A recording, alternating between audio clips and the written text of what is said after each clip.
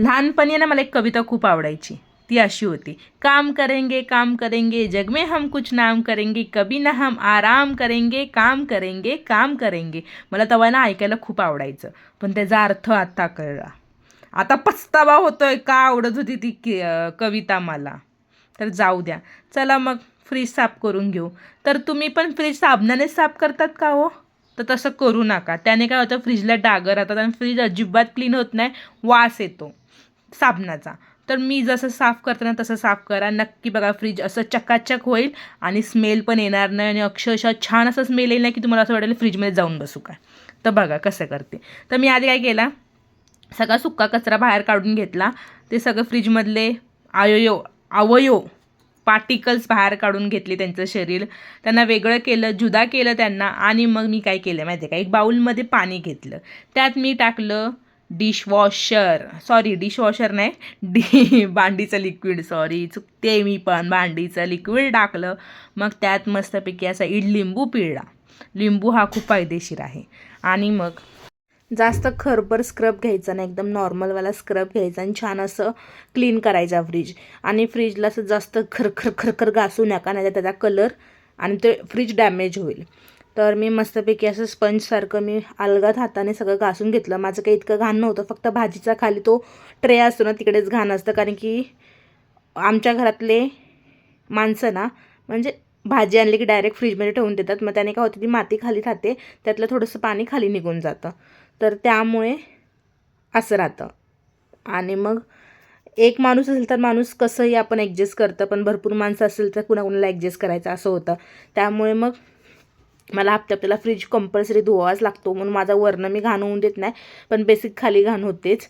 आणि मग मस्तपैकी ते घासून घेतलं. आणि मग थोडासा आहे ना एक कापड घेतला, ओल्ला केला. आपल्याला फ्रीज पुसताना कधी पण ना 3 कापड संगतीला ठेवायचेच, कारण की एक ओल्ला लागतो आणि 2 सुके लागतात, म्हणजे लागतातच. तर मी तसंच करते, 3 स्पेशल फ्रीजसाठी मी ठेवतेच कापड. आणि मग ओल्या कापडाने मस्त मी पाणी घेतलं, त्याच्यात डिप करून पिळून मस्तपैकी पुसून घेतला. आता तुम्ही लोक म्हणसाल की भडाभडा पाणी होतायचं, तर पाणी होतू नका, कारण की पाणी होत नाही चुकीचं आहे. मी तर कधी होतच नाही, मी साधं ओल्या कपड्याने पुसून घेते सगळं आणि मग लगेच सुक्या कपड्याने पुसते. आणि मग फ्रीज उघडं ठेवून देते, ज्या करणे आतमधलं सगळं सुकून जाईल. आणि हे सुकतपर्यंत आहे ना आपल्याला फ्रीजमधल्या आतमधल्या भांडी घासून घ्यायच्या. आता ह्या पण सेम तसंच प्रोसेस आहे, मी तेच लिक्विडने हे पण घासते, कारण की फ्रीजमध्ये सगळ्या गोष्टीला वास येतो म्हणजे येतो, कारण की ते बंद असतं. आणि त्यामुळे काय होतं, आपण दूध ठेवतो, कुठल्या भाजीपाला ठेवतो, त्या नाचतात, ते आपण लक्ष देत नाही, त्यामुळे जास्त वास सुटतो आणि त्यामुळे ते घाण होतं. तरी बघा हे सगळे काचेचे भांडे, पण ते किती घाण झाले बघा. आता कुणी म्हणणार का ह्याला हप्ता अगोदर मी साफ केलं, तर कुणीच म्हणणार नाही, कोणाला वाटणार की महिना झाला साफच केलं नाही. पण खरं सांगते, मी हप्त्याला साफ करते, पण अशीच गत आहे. त्यामुळे मला हा क्लीन करावाच लागतो. म्हणून मी हा जुगाड केला आहे की मी लिंबू पिळूनच मी सगळे भांडी स्वच्छ करते, आणि वास पण लिंबूचा छान येतो आणि स्वच्छ निघतात. आणि मग मस्तपैकी पुसून घेते. सगळे भांडी घासून मी त्याला सुकत ठेवते आणि लावायच्या टायमाला ना छान असं पुसून घ्यायचं, त्याने काय होतं, डाग पडत नाही साबणाचे. आणि मग कोरड्या कपड्याने पुसून ओला करून प्लस कोरड्या कपड्याने पुसून घ्यायचं छान असं, आणि त्याला सुकत घालायचं. त्याने कसं ते सुकले ना आतमधले भांडे, तर ते डाग सोडत नाही. आणि मस्तपैकी मी नळाखाली छान असं धुवून घेतले सगळे भांडे, जसं की अंड्याचे ट्रे, आपण बॉटल ठेवतो ते ट्रे, काचेच्या 3 ट्रे आहे, परत फिश आणि दुधासाठी एक स्पेशल ट्रे असतो, तो सगळे मी वॉश केलं. आणि मग ते सगळं सुकतपर्यंत मी बाहेरचं क्लीन केलं.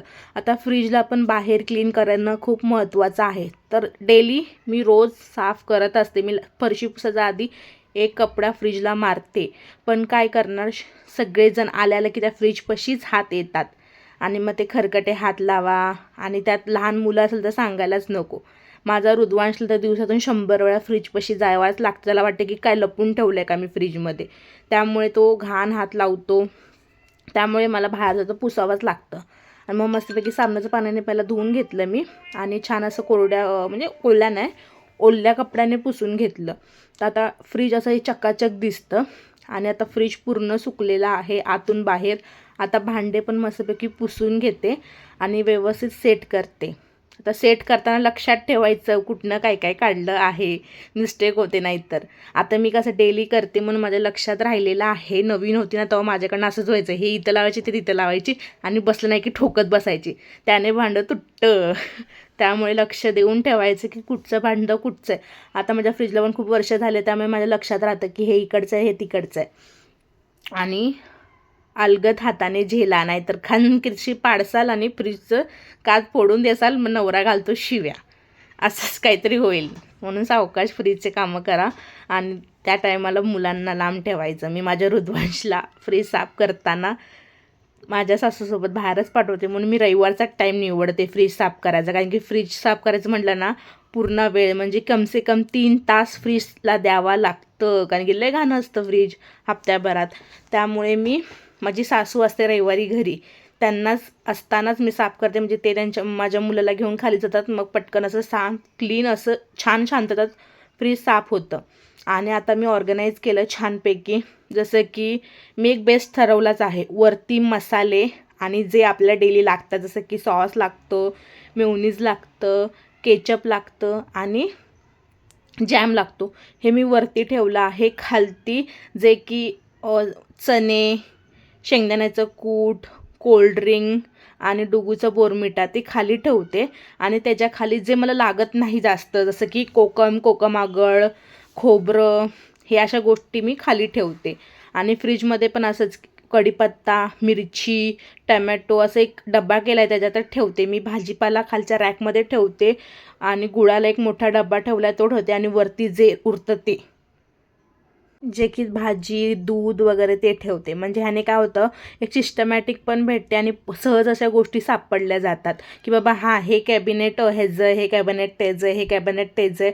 आणि सहजासहजी फ्रीजमध्ये मीच जास्त काम करते, म्हणजे फ्रीजमध्ये म्हणजे किचनमध्ये, त्यामुळे मला जास्त जवळ लागतात गोष्टी, म्हणून मी असं ऑर्गनाईज करते. तर कसं वाटतं माझं फ्रीज ऑर्गनाईज केलेलं नक्की कमेंटमध्ये सांगा. आणि तुम्ही कसं फ्रीज ऑर्गनाईज करतात तेही सांगा. माझ्यासारखं करत असाल तर नक्की लाईक करा आणि नवीन असाल तर सबस्क्राईब करा आणि इन्स्टाला आणि फेसबुकला फॉलो करा. असे छान छान फ्रीज ऑर्गनायझर, कबाड ऑर्गनायझर असे मी छान छान व्हिडिओ तुमच्यासोबत शेअर करते. तर हे माझं साधं सिम्पल 8 जणांना झेलून हे फ्रीज ऑर्गनाईज केलेलं आहे. चला भेटू मग पुढच्या व्हिडिओमध्ये. बाय.